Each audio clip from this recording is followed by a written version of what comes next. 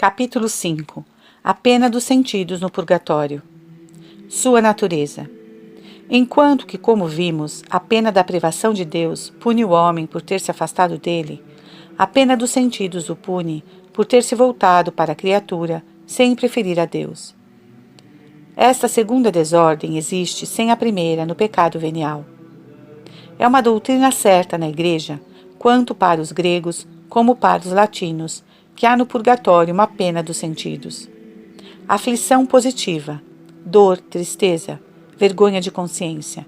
E grande parte dos teólogos admitem mesmo que todas as almas do purgatório têm que sofrer até o fim essa pena dos sentidos. Mas os gregos cismáticos, mesmo admitindo a existência desta pena dos sentidos, negam a existência do fogo do purgatório, enquanto reconhecem aquele do inferno. O Concílio de Florença não condenou essa opinião dos gregos. Os latinos admitem, ao contrário, que a pena dos sentidos não é outra senão aquela do fogo do purgatório. Após longas discussões e pesquisas históricas que aconteceram sobre este ponto, parece sábio concluir com São Roberto Bellarmino e Soares, como faz o autor do artigo sobre o fogo do purgatório do Dictionnaire de Théologie Catholique. Embora a existência do fogo do purgatório seja menos certa que aquele do inferno, a doutrina que admite um fogo real no purgatório deve ser qualificada sententia probabilíssima, e a opinião contrária é improvável. Isso por várias razões. Primeiro, o consenso dos teólogos escolásticos. Segundo, a autoridade de São Gregório. Terceiro, a autoridade de Santo Agostinho.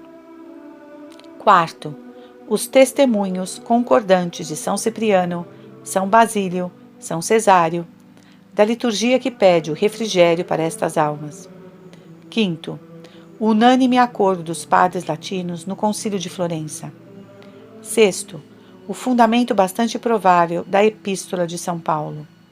Sétimo, enfim, as revelações particulares. Segundo os mesmos testemunhos, este fogo do purgatório é um fogo real e mesmo corporal, como aquele do inferno. O que se diz faz pensar nas vibrações moleculares aptas a produzir uma sensação de ardor. Como o fogo do purgatório pode fazer sofrer as almas separadas de seu corpo e que têm somente as suas faculdades sensitivas? A essa questão se deve responder como fizemos mais acima, acerca do fogo do inferno.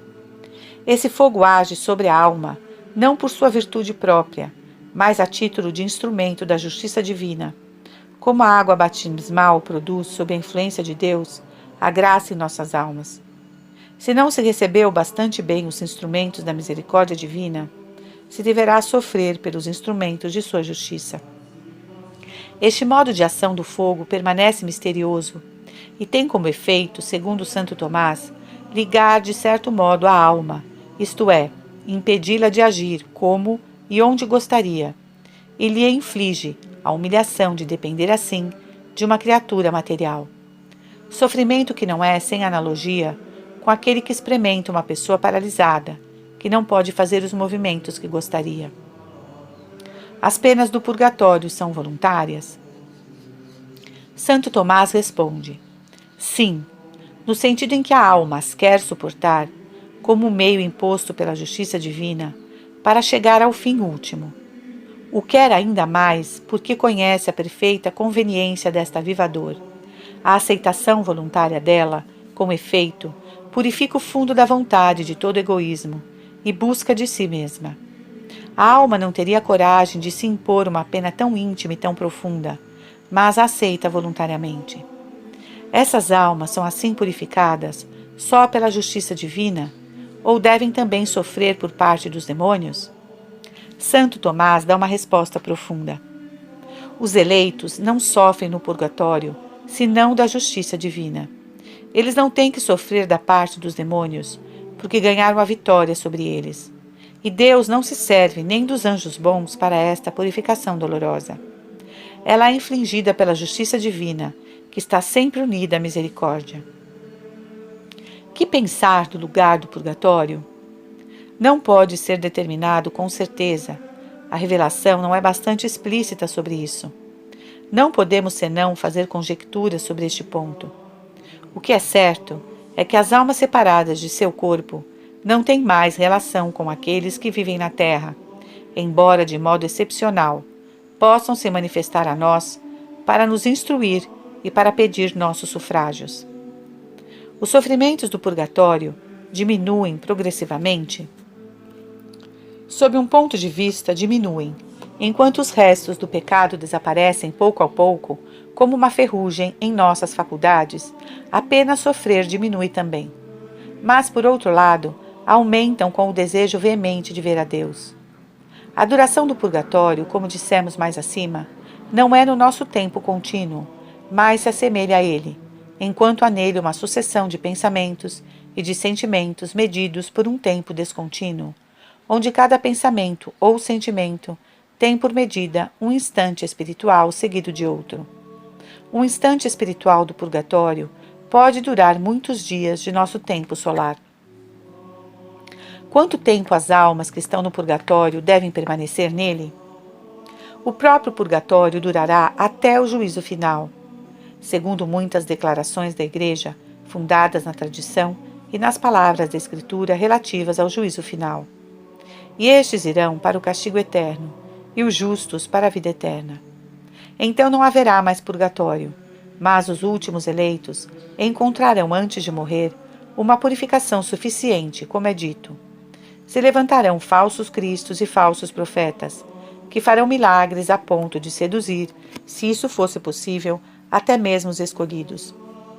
Um pouco antes, no versículo 22, se diz: se aqueles dias não fossem abreviados, criatura alguma escaparia, mas por causa dos escolhidos, aqueles dias serão abreviados. O fim do mundo chegará quando o número dos eleitos estiver completo, e quando a sucessão das gerações humanas não tiver mais razão de ser. O purgatório terá, portanto, um fim.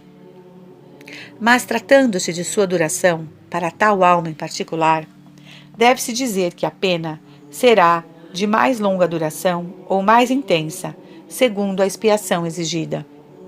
De acordo com Santo Tomás, o rigor da pena do purgatório corresponde propriamente à gravidade da falta e sua duração corresponde ao grau de enraizamento da falta no sujeito.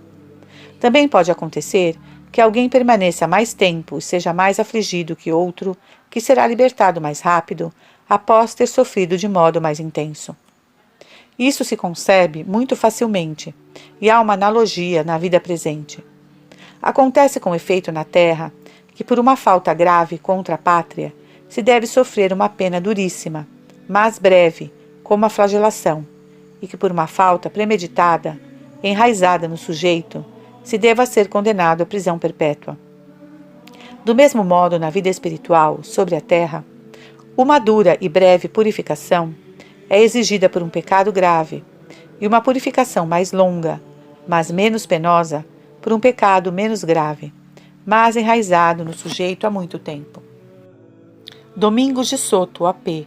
e Maldonado ensinaram que os sofrimentos do purgatório são tão penosos e os sufrágios da Igreja tão eficazes que nenhuma alma, qualquer que seja a sua dívida, deve permanecer nele por mais de 20 e mesmo 10 anos. Os teólogos quase unanimemente rejeitam esta opinião. Pode ser que as almas que se converteram no último momento, após uma vida toda de graves desordens, não expiadas, permaneçam no purgatório por um tempo muito mais longo. Os teólogos, em geral, se pronunciam a favor de uma duração bastante longa. De acordo com algumas revelações, o purgatório dura 3, 4 séculos ou mais para expiação de faltas gravíssimas, remidas no último momento antes da morte, sobretudo se essas almas tiveram grandes responsabilidades em altíssimos cargos. Além disso, é preciso dizer novamente que no purgatório há mais tempo contínuo, tempo solar de horas, dias, anos. Há a eviternidade, ou a évum, que mede o que há de imutável na substância das almas, de imutável também no seu conhecimento de si mesmas e de Deus, imutável, enfim, no seu amor. E há o tempo descontínuo, que mede a sucessão de seus pensamentos e sentimentos. Esse tempo descontínuo, como vimos, é composto de instantes espirituais sucessivos, e cada um desses instantes pode corresponder a 10, 20, 30, 60 horas do nosso tempo solar. Do mesmo modo que uma pessoa pode ficar 30 horas em êxtase, absorvida num único pensamento. Não há, portanto, proporção entre nosso tempo solar e esse tempo descontínuo do purgatório. Mas se é revelado a alguém que tal alma foi libertada do purgatório em tal instante de nosso tempo, esse instante corresponde ao instante espiritual de sua libertação. Capítulo 6. O estado das almas no purgatório. Após termos falado da natureza das penas do purgatório, é preciso ver como são suportadas, e convém tratar sinteticamente do próprio estado das almas que aí se encontram, para sublinhar as notas predominantes deste estado. Deve-se primeiro recordar brevemente o que dissemos mais acima sobre o modo de conhecer da alma separada e do juízo particular. Não tendo mais seu corpo, essas almas não têm mais as operações da vida sensitiva. Do mesmo modo, não têm mais senão radicalmente as faculdades sensitivas, por exemplo, a imaginação, a memória sensível. Mas conservam as faculdades superiores da inteligência e da vontade. Elas guardam também os conhecimentos da ciência adquirida que tinham, as virtudes adquiridas, as virtudes infusas, teologais e morais, os 7 dons do Espírito Santo, mas os exercem sem concurso da imaginação.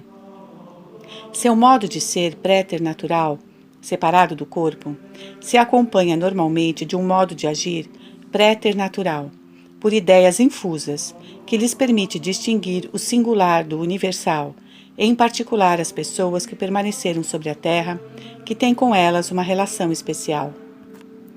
Além disso, elas se veem intuitivamente a si mesmas, como o anjo se vê, e conhecem, portanto, muito claramente sua espiritualidade, sua imortalidade, sua liberdade. Conhecem também com uma absoluta certeza em si mesmas, como num espelho, Deus, autor de sua natureza, e sofrem muito mais por não verem a Ele imediatamente. Elas se conhecem, enfim, umas às outras. O juízo particular acontece, como dissemos, no próprio instante da separação do corpo, instante que foi o termo do mérito e do demérito. E essa sentença, dada por uma iluminação intelectual, realiza-se sobre toda a sua vida terrena, no que teve de bem e de mal, sendo, portanto, definitiva. O estado dessas almas deriva destes princípios e do juízo particular. Certeza da salvação e confirmação em graça. Como consequência imediata do juízo particular, as almas do purgatório são asseguradas de sua salvação. Sua esperança não é, como a nossa, somente uma certeza de tendência, mas a certeza de termo ou de chegar ao termo. Sobre a terra, para obter tamanha certeza, seria preciso uma revelação especial. O juízo particular contém esta revelação. A alma agora está certa de sua predestinação. Ela tem uma esperança não somente firme, mas segura de chegar ao fim. Além disso, ela conhece por experiência que não está nem no céu, onde se vê a Deus, nem no inferno, onde se blasfema, mas num lugar passageiro de purificação, onde, sem o ver, o ama acima de tudo. Por outro lado, essas almas estão confirmadas na graça. É ainda uma consequência do juízo particular. Os teólogos o ensinam comumente, recordando que a Igreja condenou esta proposição de Lutero.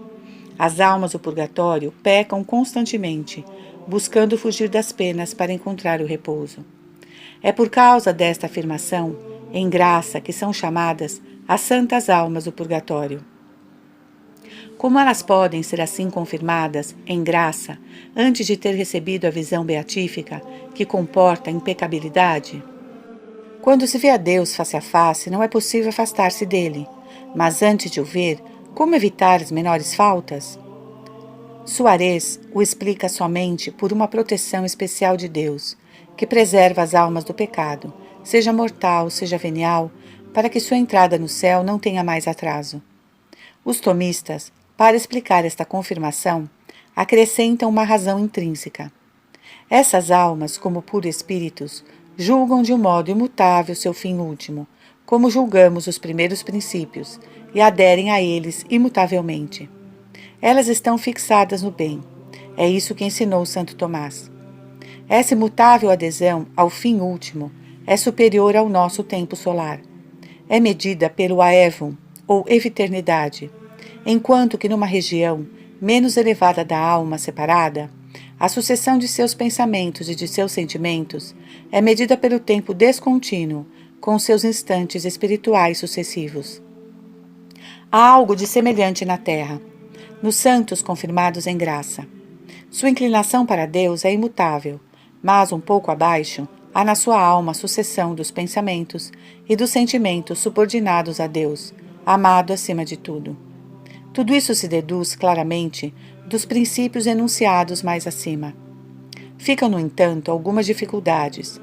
As almas do purgatório, agora confirmadas na graça, têm frequentemente, no momento da morte, vários pecados veniais. Quando esses pecados são remidos, além disso, aqueles que se converteram precisamente na hora da morte, após uma vida de graves desordens, saíram de seu corpo com disposições muito defeituosas, consequência de seus pecados. Essas disposições são imediatamente removidas entrando no purgatório ou somente de um modo progressivo. A teologia nos esclarece sobre esses dois pontos. A remissão dos pecados veniais, que permanecem, acontece no instante do juízo particular. Os justos que foram surpreendidos pela morte, por exemplo, durante o sono, ou quando não estavam em uso pleno da razão, não puderam fazer no último momento um ato de contrição meritório que lhes teria obtido a remissão de seus pecados veniais. Esses pecados lhes são remidos pelo ato de caridade e de contrição que fazem imediatamente após a morte, no instante do juízo particular. Este ato não é mais meritório, mas é um ato de caridade e de arrependimento perfeito, que basta para remir as faltas veniais. No entanto, devem sofrer em seguida a pena devida às suas faltas.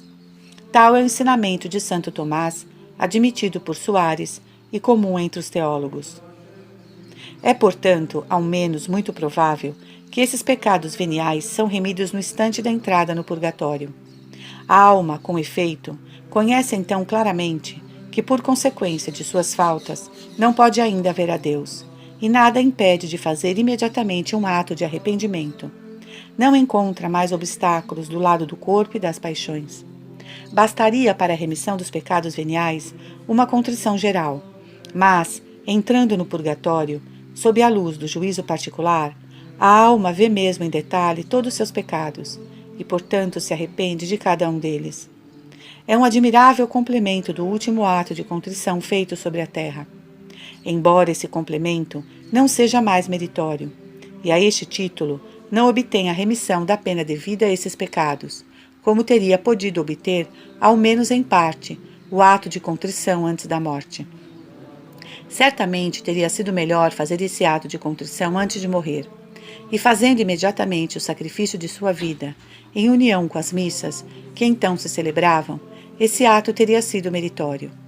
Agora não o é, mas obtém, no entanto, a remissão dos pecados veniais de que a alma se arrepende vivamente. Pode-se, portanto, dizer que ela é santa, porque todos os seus pecados veniais foram remidos, e não pecará mais. Eis aqui uma belíssima doutrina. Como desaparecem as disposições defeituosas, consequências dos pecados frequentemente graves já remidos?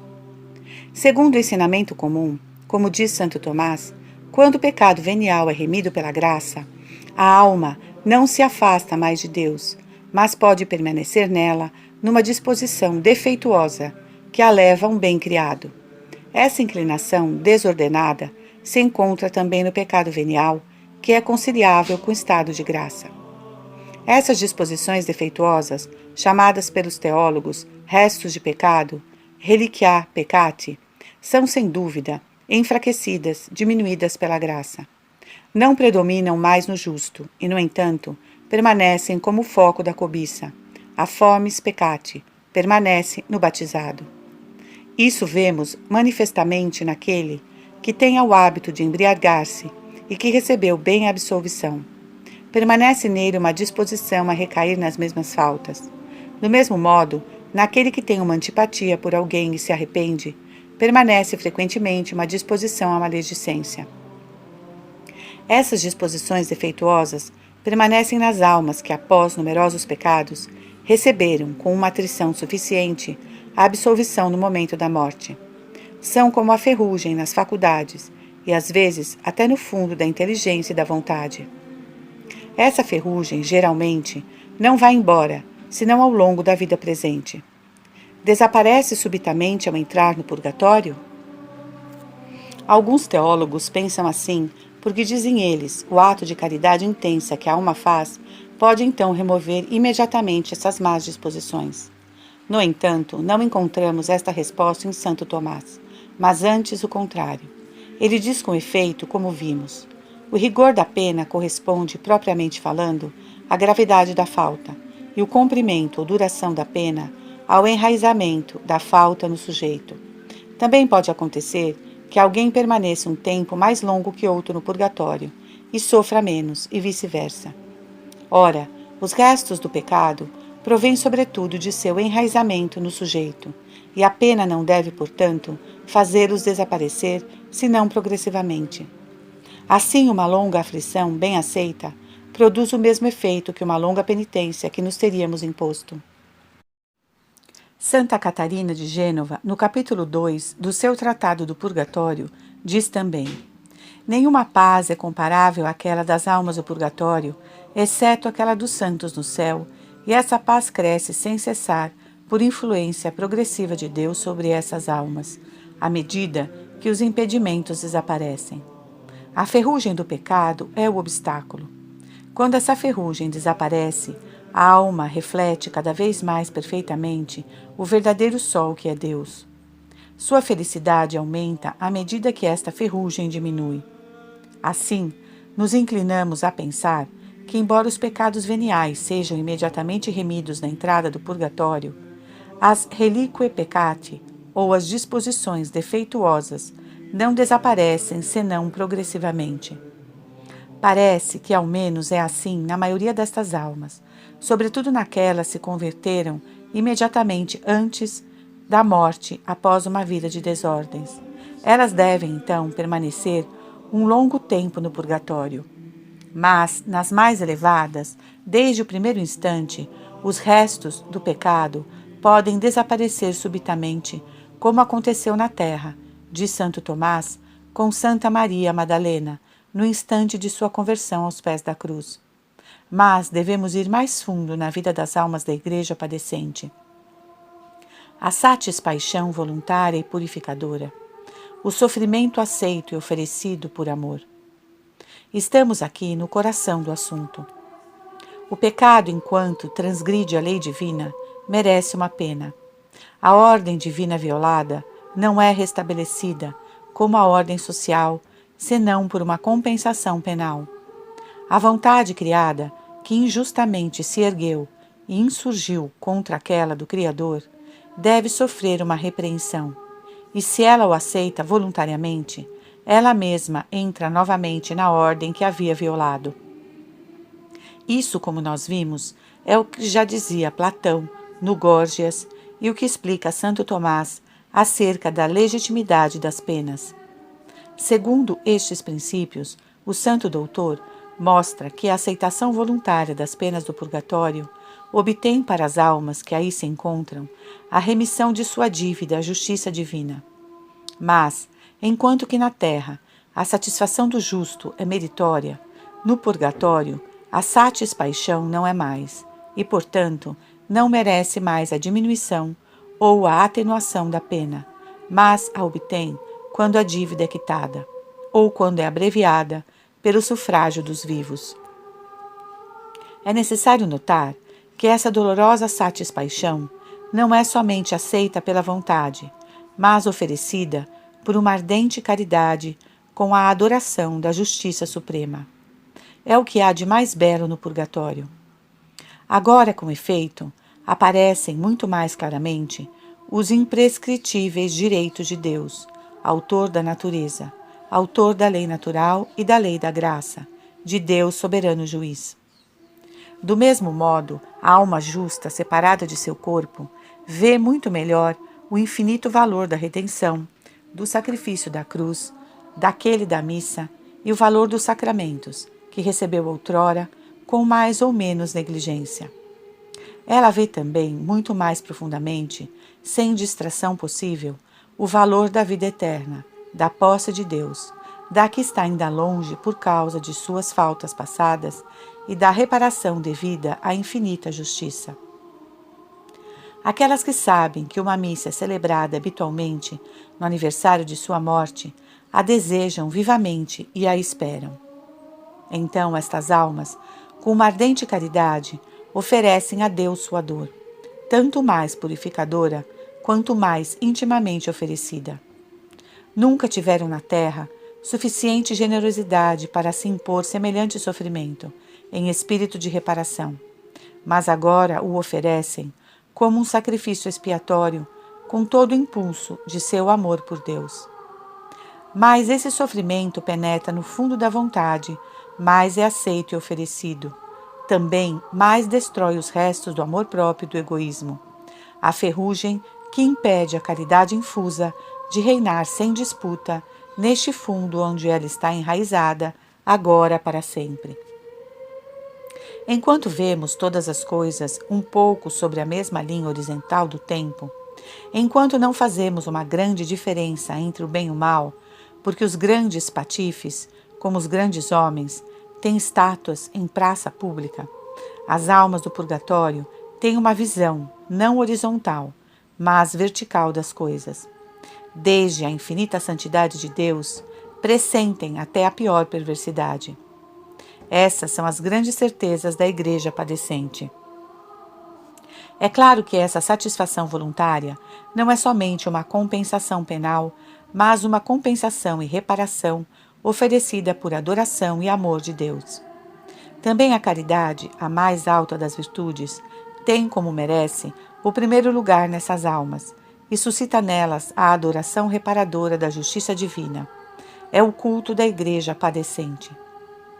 Esta dor da outra vida é, como dissemos, de uma ordem diferente das dores terrenas, e é aceita e oferecida não somente na paz, mas com a alegria que vem da certeza do estado de graça e da salvação. Esta alegria não diminui a dor indizível, porque uma e outra procedem da sede ardente e da fome veemente de Deus que atrai fortemente a Ele. É verdadeiramente o fluxo e o refluxo espiritual, do qual o mar é pálida imagem. De um lado está a atração de Deus, fim último, e de outro está ainda contida pelos vestígios do pecado e pela obrigação de pagar toda a sua dívida à justiça divina. Nessas almas, portanto, o amor de Deus, em lugar de diminuir o sofrimento, antes o aumenta, e este amor queima as escórias que ficam no fundo da inteligência e da vontade.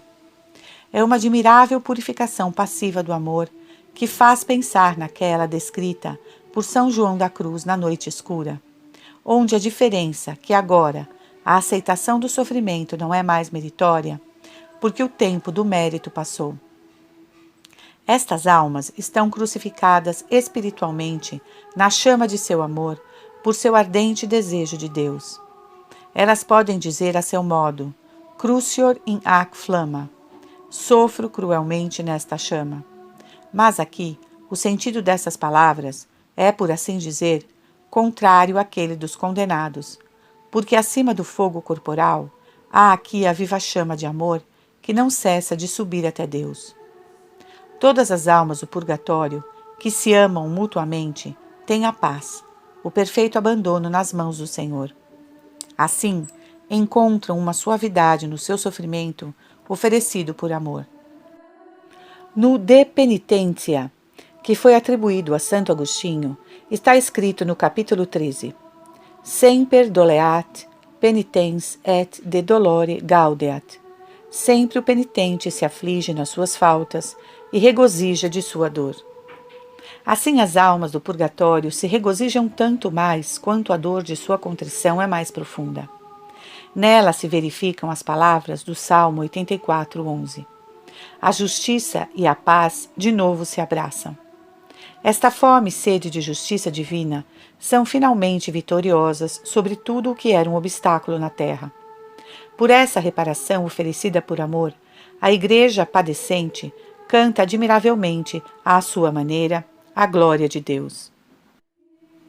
Nenhuma ansiedade, horror, nem impaciência no purgatório. Plena posse de si, liberdade reconquistada. De tudo o que precede, explica-se por que os teólogos dizem, comumente, que não há ansiedade para estas almas. A ansiedade é excluída pela certeza da salvação e o ardente amor a Deus. O horror não poderia também se conciliar com a adoração à justiça divina. A impaciência já não existe mais, porque as penas purificadoras são aceitas com plena submissão à vontade divina e mesmo com gratidão, como meios para alcançar a beatitude do céu. Essas almas não perdem seu tempo em considerações vãs, mas, ao contrário, reparam a perda parcial do tempo do mérito. A força da dor não produz nelas uma perturbação involuntária da sensibilidade, porque a sensibilidade nelas não existe mais senão radicalmente, em sua raiz, e sua tristeza espiritual está na sua vontade plenamente submissa.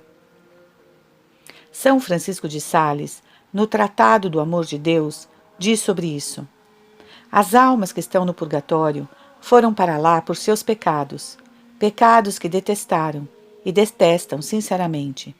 Mas a abjeção e pena que as detém naquele lugar, privadas temporariamente do gozo do bem-aventurado amor do paraíso, essas sofrem-nas amorosamente, e é com devoção que entoam o cântico da divina justiça. Vós sois justo, Senhor, e o vosso juízo é reto. Elas veem que a providência é irrepreensível, que nunca pecado algum vem da falta de auxílio divino ou de insuficiência deste auxílio. Santa Catarina de Gênova diz o mesmo no capítulo 1 do seu Tratado do Purgatório. Elas não podem ter outra escolha senão permanecerem onde estão. Assim Deus justamente ordenou. Elas não podem dizer: esta alma será libertada antes de mim, ou eu antes dela. Elas estão tão satisfeitas com as disposições divinas sobre elas que amam tudo o que agrada a Deus. Daí segue-se que a alma do purgatório conquista a plena liberdade pessoal da posse de si, como notaram muitos místicos. Esta liberdade e domínio de si era impedida na terra pelo apego desregrado às criaturas. Agora, pela purificação, a alma é libertada e restaurada numa liberdade pessoal elevadíssima, onde se possui a si mesma verdadeiramente na ordem querida por Deus, na paz que é a tranquilidade da ordem. Ela é libertada dos vínculos pessoais defeituosos aos quais se tinha prendido na terra por um mau uso de seu livre-arbítrio.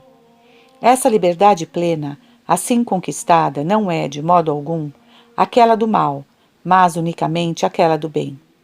Nisso, ela é a imagem da liberdade de Deus, que é ao mesmo tempo sumamente livre e absolutamente impecável.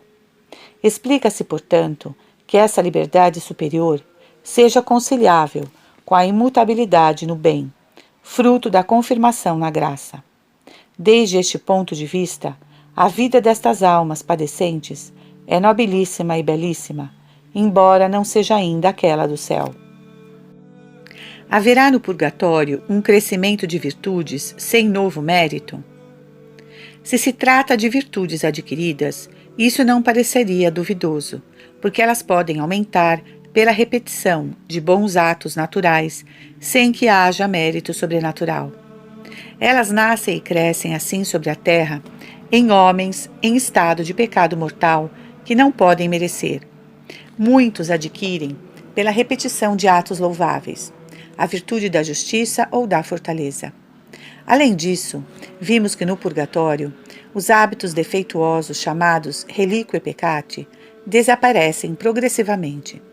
Podem, portanto, ser substituídos por virtudes adquiridas.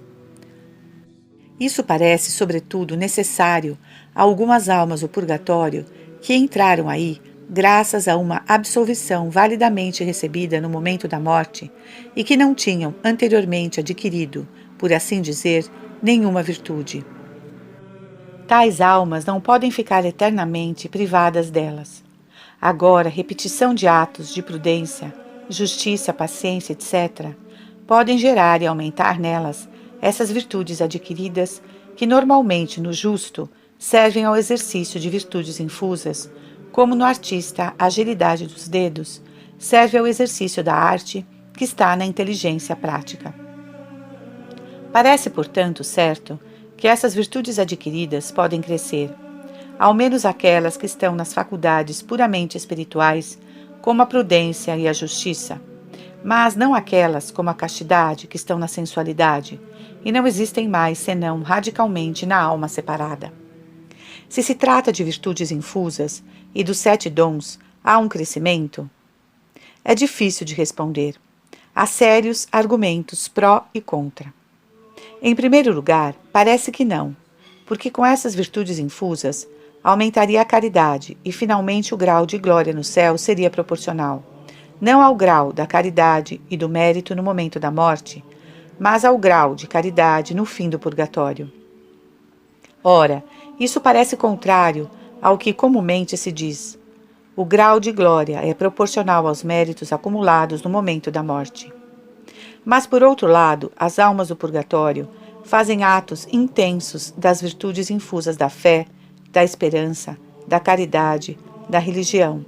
E parece, então, que essas virtudes infusas aumentam, não por repetição dos atos, porque são infusas e não adquiridas, mas porque Deus concede, misericordiosamente, este crescimento, sem novo mérito. Essa opinião foi defendida por Palmieri, e antes dele, por Lécius. Segundo este último, pelo aumento de uma virtude infusa, não é absolutamente necessário que haja novo mérito, basta uma boa disposição. Assim também, pensa ele, num cristão em pecado mortal que faz, de vez em quando, atos bastante elevados de fé e de esperança, pode haver sem mérito um aumento dessas virtudes devido à misericórdia divina. Mas permanece esta grave dificuldade. O grau de glória será então proporcional não ao grau de méritos e da caridade no momento da morte, mas ao grau de caridade no fim do purgatório. Isso não parece conforme o ensinamento tradicional. Santo Tomás diz: depois da morte não há lugar para adquirir ou aumentar a graça. Há, no entanto, segundo muitos tomistas, um aumento de caridade possível no purgatório, aquele que corresponderia aos atos meritórios imperfeitos, remisse, que não teriam obtido na terra o grau de caridade a que dão direito. Segundo Santo Tomás, sobre a terra, todo ato de caridade merece um aumento desta virtude, mas não o obtém sempre imediatamente. Esse aumento não é obtido senão quando se faz um ato de caridade bastante intenso, que predispõe a receber.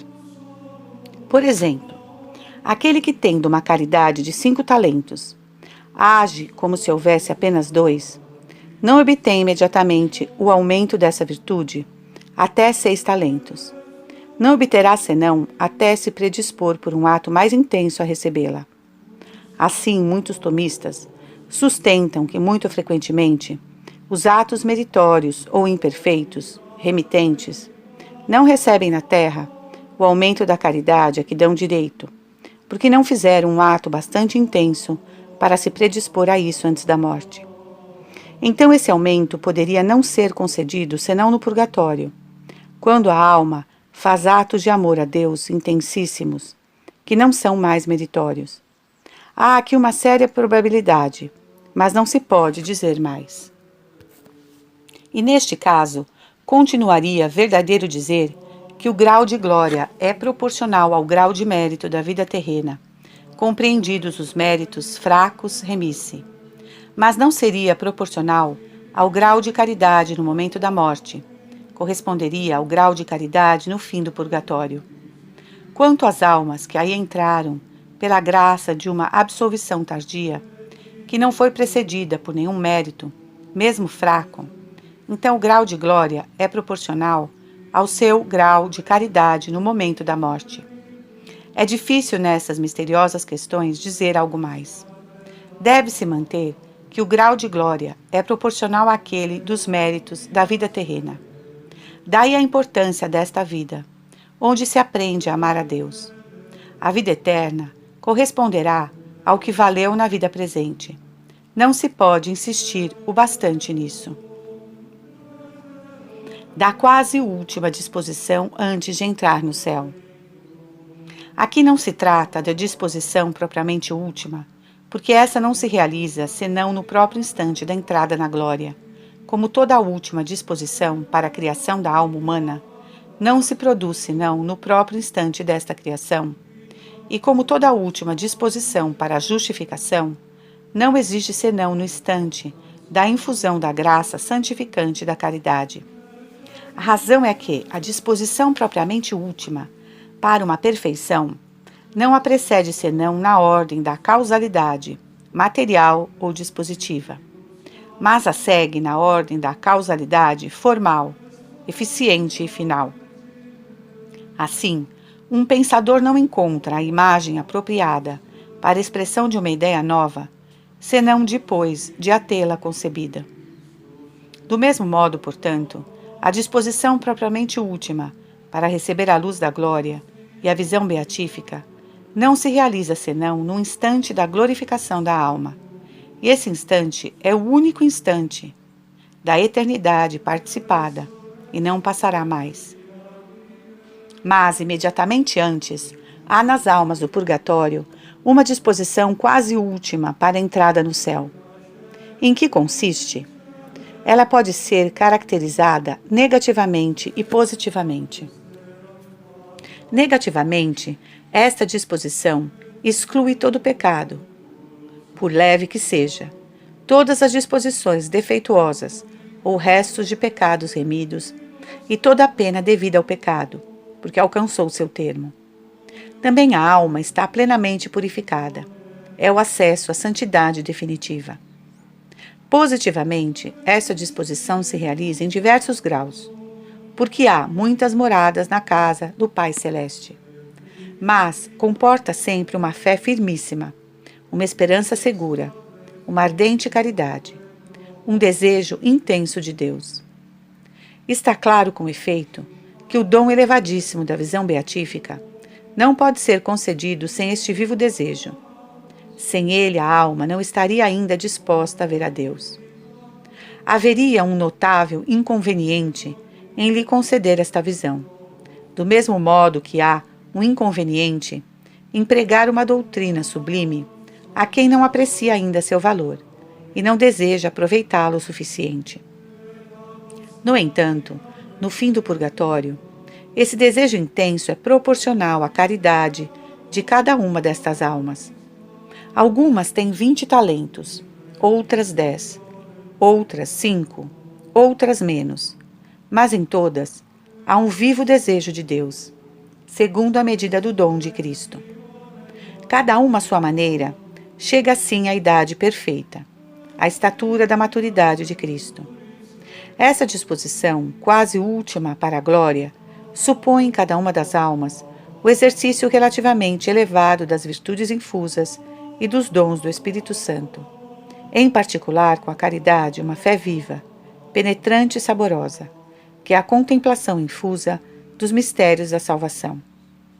Encontramos aqui, portanto, uma confirmação da doutrina que frequentemente expomos em outros lugares. A contemplação infusa está na via normal da santidade, e se as almas justas não a tiveram na terra, elas as têm no purgatório.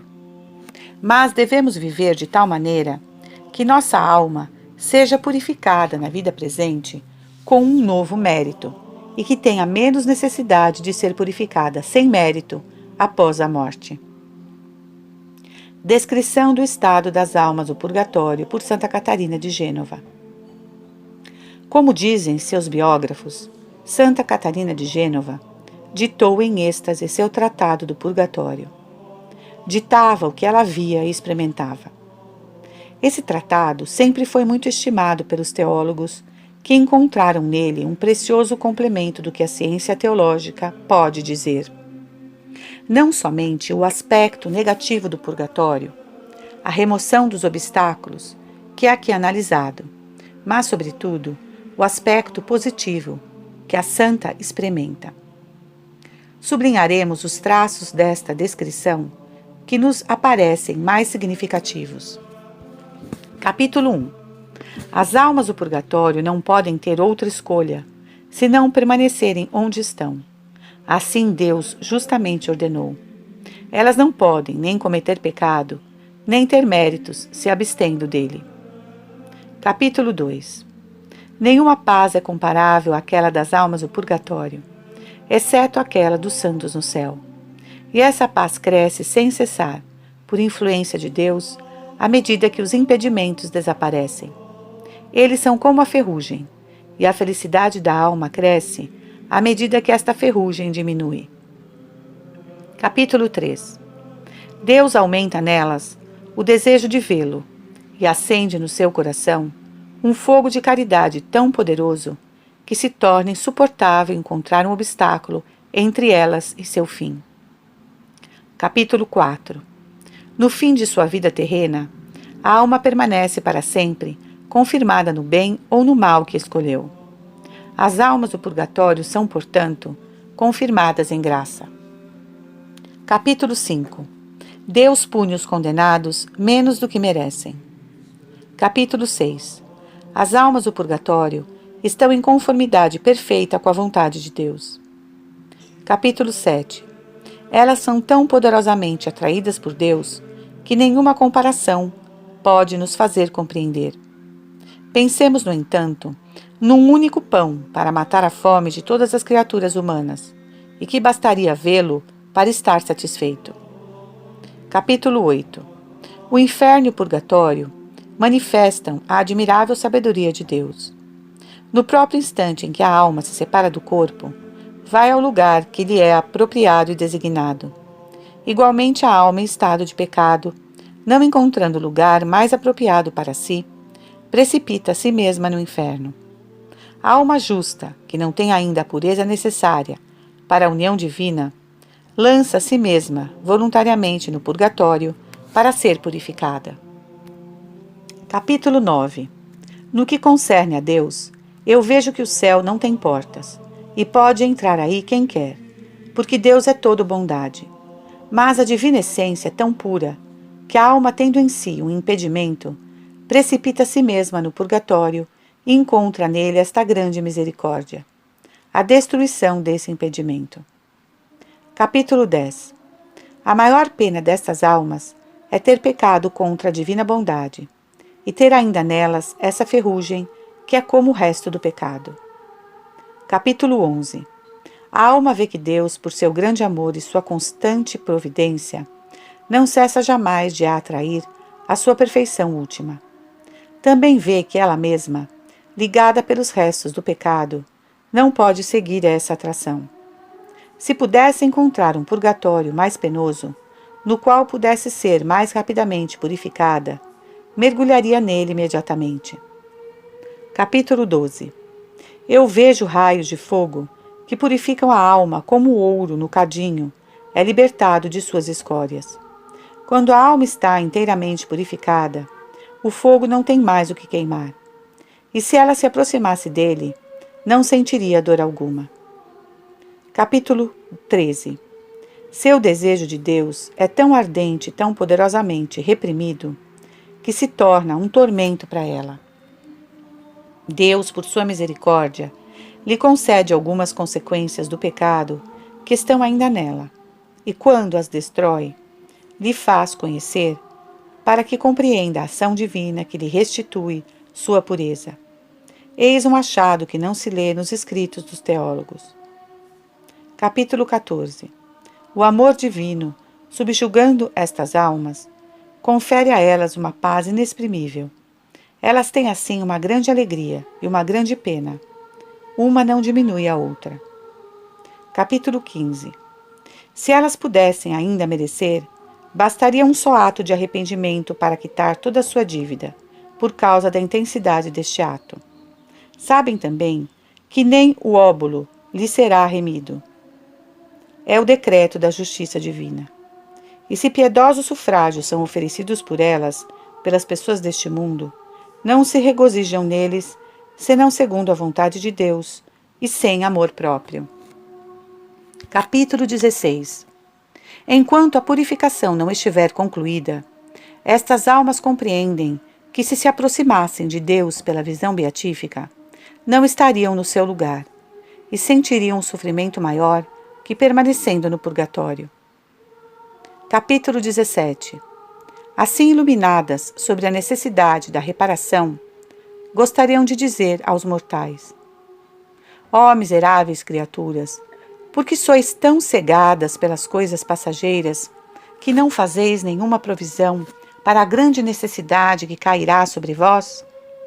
Vós dizeis: eu me confessarei, ganharei uma indulgência plenária e serei salvo. Recordai-vos que a inteira confissão e a perfeita contrição exigidas para ganhar a indulgência plenária não se alcançam tão facilmente. Capítulo 18. Estas almas sofrem suas penas tão voluntariamente que não gostariam de aliviá-las nem minimamente, sabendo quão justamente as merecem. Capítulo 19. Esse tipo de purificação ao qual vejo sujeitas as almas do purgatório, experimentei em mim mesma por 10 anos. Tudo que me fora de alívio corporal e espiritual me foi gradualmente retirado. Finalmente, para concluir, compreendem bem que tudo o que é humano é inteiramente transformado por nosso Deus onipotente e misericordioso, e que isso é a obra do purgatório. Uma outra mística, Madre Maria de Santo Agostinho, religiosa inglesa, das auxiliares do purgatório, comparou as almas da igreja padecente com Maria Madalena aos pés da cruz. Eis o que ela escreveu. Maria Madalena, a penitente, não foi repleta aos pés da cruz desta luz tão penetrante, pela qual as almas do purgatório veem a malícia do pecado? Ela estava diante do crucificado como um espelho vivente. A dor do Salvador passava para ela e permanecia sem movimento, os olhos elevados para ele. A sublimidade da revelação que recebeu, então, ultrapassa toda palavra, todo pensamento, todo sentimento. A santidade inefável de Cristo, sua dor imensa e sua paz, irradiava sobre ela e a envolvia. Essas 3 horas no Calvário foram seu dolorosíssimo purgatório. No entanto, não teria querido trocar um só momento desta união dolorosa por todas as alegrias do Tabor. Em Nosso Senhor, e por Ele, ela espiava suas próprias faltas, e, portanto, toda reflexão sobre si mesma desaparecia. Estava como que submersa e perdida na contemplação da luz, do Verbo feito carne, que sofria pelos pecados do mundo. Era nele, mais que em si mesma, que ela compreendia o que significava o pecado para Deus e para o homem. Aí está verdadeiramente uma imagem das almas do purgatório. Esta cena do Calvário mostra a penetração da luz divina nas suas trevas e sua capacidade silenciosa de recepção com relação a esta luz que desce com todas as dores de Jesus crucificado. Mostra também a dor purificadora e pacificadora que encontra as pessoas vivas sob a influência da santidade daquele que apaga os pecados do mundo. Tudo isso nos leva cada vez mais a pensar que a purificação passiva dos sentidos e do espírito, descrita por São João da Cruz, deve ser feita o máximo possível durante a vida terrena, com mérito, para que não seja necessário sofrê-la sem mérito após a morte. E, portanto, devemos generosamente aceitar, por amor de Deus, as contrariedades da vida presente. Então a reparação se fará com mérito e aumento de caridade, de modo a obter no céu uma visão de Deus mais penetrante e um amor de Deus mais intenso e mais forte para a eternidade. Mas, de fato, as almas que evitam completamente o purgatório são provavelmente bem raras, porque foi revelado a Santa Teresa que entre os boníssimos religiosos que tinha conhecido, só 3 o tinham evitado completamente. O Purgatório das Almas Perfeitas. No seu livro O Ideal da Alma Fervorosa, Monsenhor Saudreal fala do purgatório das almas perfeitas que ainda têm algumas dívidas a pagar. O Senhor, diz ele, faz passar seus próprios amigos por dores que terminam de purificá-los, mas o faz relutantemente. E para essas almas ternamente amadas, não pode deixar de conceder consolações que suavizam suas penas. Assim, Moisés foi punido pela falta de confiança em Deus, morrendo antes de entrar na terra prometida. Mas o Senhor o fez subir no monte Nebo para abraçar, num olhar, toda essa região, que fora por 40 anos o objeto de seus desejos. O Senhor pode, por exemplo, mostrar imediatamente às almas que foram muito generosas como sua generosidade for agradável, como foi fecunda para outros, como será eternamente proveitosa. Apesar dessas suavizações, lhes resta sofrimentos a padecer, mas os sofrem com um grande amor. Assim São Lourenço, sobre a grelha, sentia terríveis dores, mas o ardor de seu amor fazia que as achasse leves. À medida que as almas do purgatório se purificam, aprendem a conhecer melhor a bondade inefável de Deus, sua sabedoria, sua santidade inimiga das menores ferrugens. Compreendem melhor tudo o que lhe é devido de respeito, de submissão, de profunda adoração. Então, no seu amor, pela vontade divina, terminam por aceitar com grande coração os castigos que essa santa vontade lhes impõe e que tão bem mereceram. As almas do purgatório veem em particular que a divina providência é sempre repreensível, mesmo quando permite os maiores males que poderia impedir, porque não os permite senão para um bem maior, para a manifestação da misericórdia divina e da infinita justiça. Esse maior bem aparece cada vez mais para a alma que se aproxima do céu. Ela capta cada vez melhor aquilo que diz São Paulo. Todas as coisas concorrem para o bem daqueles que amam a Deus, até o fim. Mesmo suas faltas, diz Santo Agostinho, concorrem para seu bem espiritual, porque se humilham, como São Pedro após a negação, e mais desconfiadas de si mesmas, colocam em Deus toda a sua confiança, se abandonando a Ele. Capítulo 7. A caridade para com as almas no purgatório e a comunhão dos santos. Consideremos primeiro o fundamento desta caridade, depois como se exerce e quais são seus fundamentos e a excelência desta caridade. Santo Tomás enuncia o princípio desta doutrina relativa aos sufrágios pelos mortos, dizendo: todos os fiéis em estado de graça estão unidos pela caridade e são membros de um só corpo, o da Igreja. Ora, num organismo, cada membro é ajudado pelos outros e, portanto, cada cristão pode ser ajudado pelos méritos dos outros. Sem dúvida, diz ele, só Jesus Cristo, constituído cabeça da humanidade, pôde ter méritos em justiça por nós. Mas cada justo pode ajudar seu próximo pelo mérito de conveniência, por obras satisfatórias e pela oração. E o que se diz do próximo é verdadeiro para as almas do purgatório, porque elas pertencem à Igreja padecente. É um dever de caridade amar a Deus, autor da graça acima de tudo, e amar como a si mesmo os filhos de Deus e aqueles chamados a serem. Todos aqueles são chamados à mesma beatitude eterna que nós. Ora, estas almas padecentes são, pela graça santificante, filhas de Deus, e o são para sempre. A Santíssima Trindade habita nelas. Jesus vive nelas intimamente. Nós devemos, portanto, amá-las como nosso próximo, especialmente porque várias são da mesma família terrena que nós, e nós temos especiais deveres de caridade para com as almas de nossos parentes defuntos. Essa caridade deve se exercer mais especialmente porque essas almas não podem mais fazer nada por si mesmas. Elas não podem mais merecer, nem satisfazer, nem receber os sacramentos, nem ganhar as indulgências. Não podem senão aceitar e oferecer seu sofrimento ou satisfação. Então convém grandemente ajudá-las. É o que compreendeu particularmente a fundadora das Auxiliadoras do Purgatório. Ainda menina, dizia às suas amigas: se uma de nós estivesse numa prisão de fogo e nos fosse possível fazê-la sair, dizendo uma palavra, como não a faríamos rapidamente, não é? Eis, portanto, o que é o purgatório. As almas estão numa prisão de fogo, mas o bom Deus, que as tem encerradas, não pede senão uma oração para lhe abrir a porta, e essa oração nós não a rezamos. Essa criança chega pouco a pouco a esta intuição. A libertação das almas do purgatório para a maior glória de Deus. É preciso dar-lhe estas almas que ele chama para si.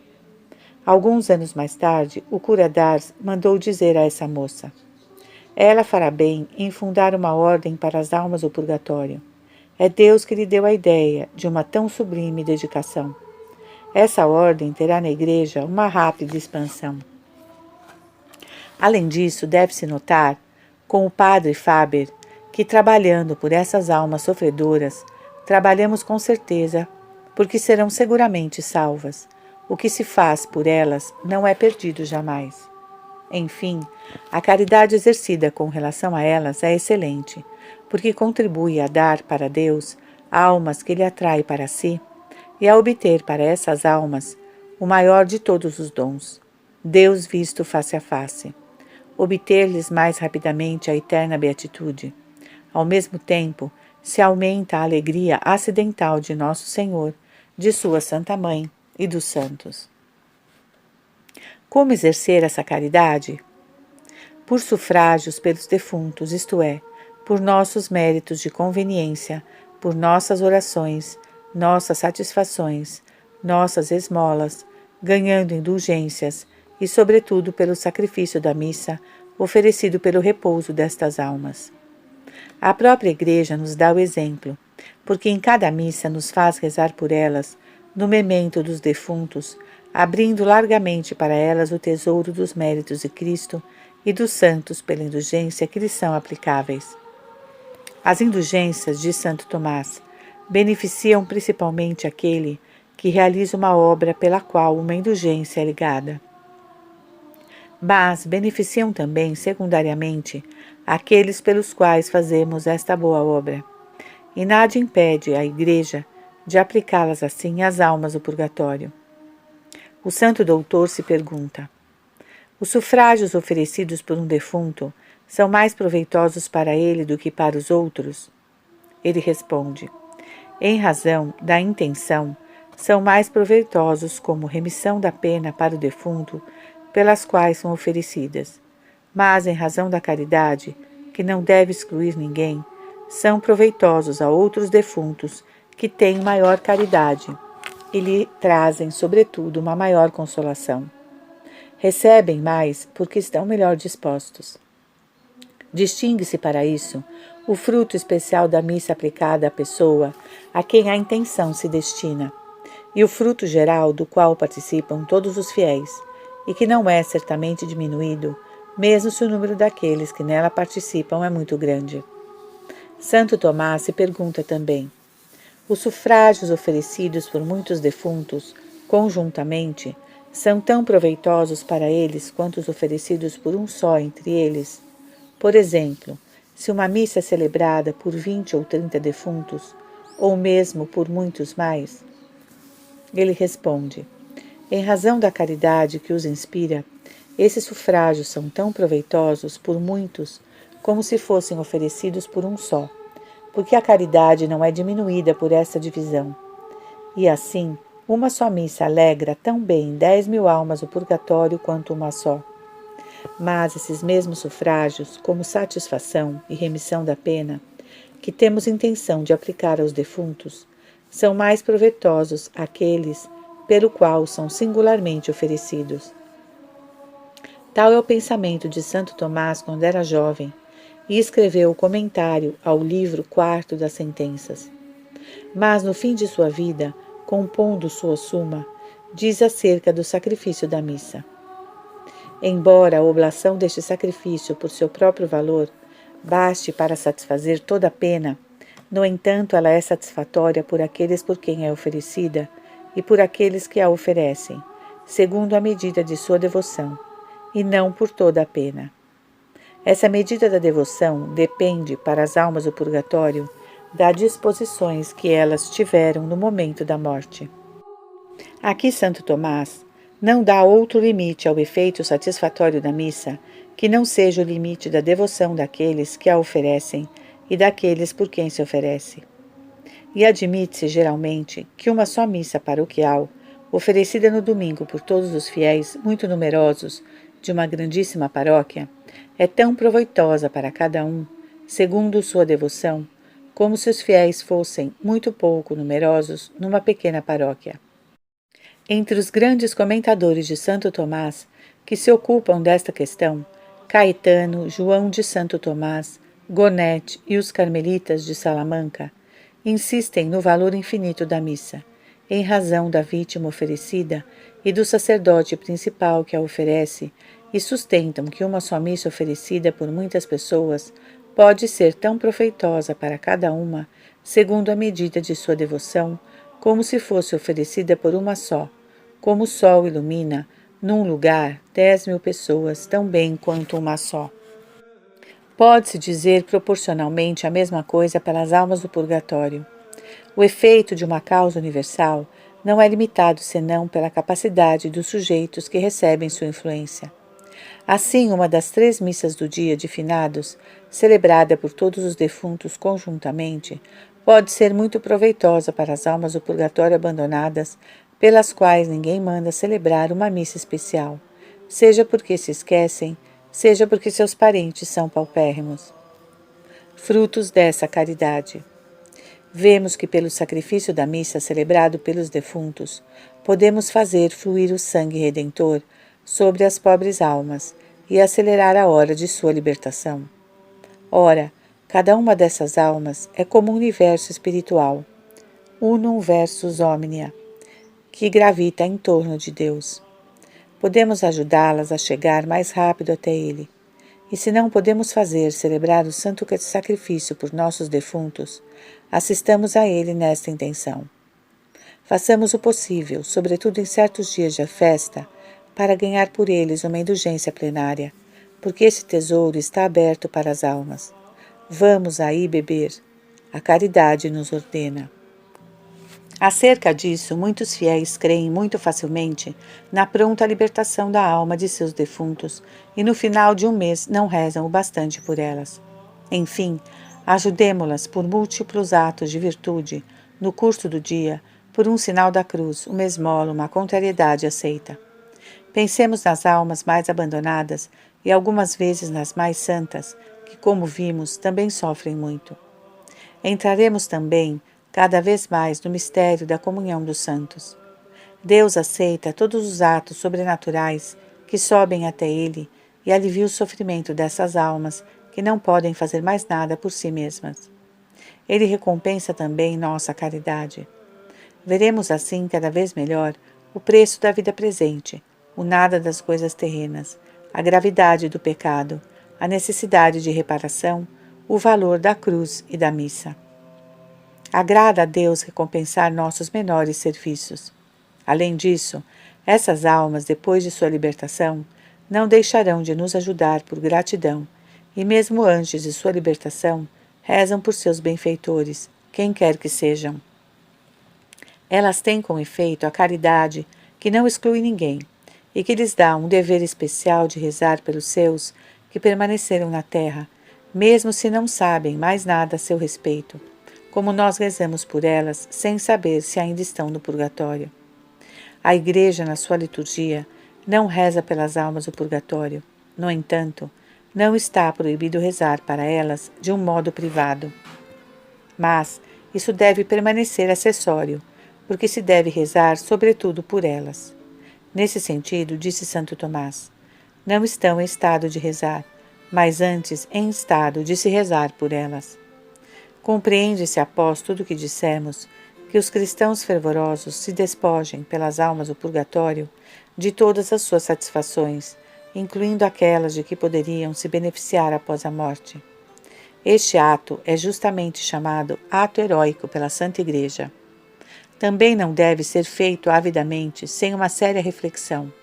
Podemos assim, como aconselha São Luís Maria de Montfort, no seu Tratado da Verdadeira Devoção à Santíssima Virgem, entregar a Maria tudo o que há de comunicável para outras almas em nossas boas obras meritórias, satisfatórias, em nossas orações, para que ela distribua como quiser, seja por nós, seja pelas outras almas da terra ou do purgatório. Sua sabedoria fará incomparavelmente melhor que nós.